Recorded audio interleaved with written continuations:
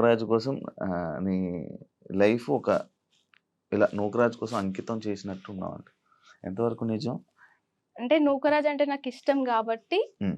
తనకు ఎక్కువ ప్రియారిటీ ఇస్తా. హ్మ్. ఇక అంకితం, శాశ్వతం అంటే అంత పెద్ద పెద్ద అంటే నిజం మీరన్నది కరెక్ట్ అది. ఆ! నేను చెప్తా అది చెప్పలేకపోతున్నాను కానీ ఆ! నూకరాజు అనే పర్సన్ కోసం నిజంగా దాని జీవితం అంకితమే చేసి అయి. Yes 100% correct. ఎందుకు అని అంటే నేను మళ్ళీ చెప్తున్నా ఇప్పుడున్న మన సినీ ఇండస్ట్రీలో కానీ బయట కానీ ఎక్కడైనా కానీ నువ్వు ఆగోనంటే నేను ఎందుకు ఆగాలి, దేనికి ఆగాలి, నాకు అవసరం లే, నా పని నేను చేసుకుంటా, నీ పని నువ్వు చేసుకో అనే రోజులు. ఇంకొకటి ఇప్పుడు మేమందరం ఫ్రెండ్స్, నాకు ఏదన్నా ఒకటి ఇష్టం లేదు, అరే టెల్లకరంటే నువ్వు వెళ్తావు ఖచ్చితంగా, అది నీ అవసరం. అది నీ గురించి నేను ఆగాలని లేదు, నా గురించి నువ్వు ఆగాలని లేదు, నా మాట నువ్వు వినాలని లేదు, నీ మాట నేను వినాలని లేదు.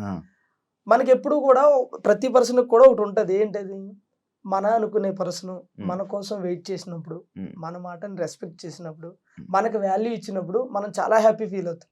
ఆ విషయంలో ఆసియా నాకు దొరకడం చాలా హ్యాపీ.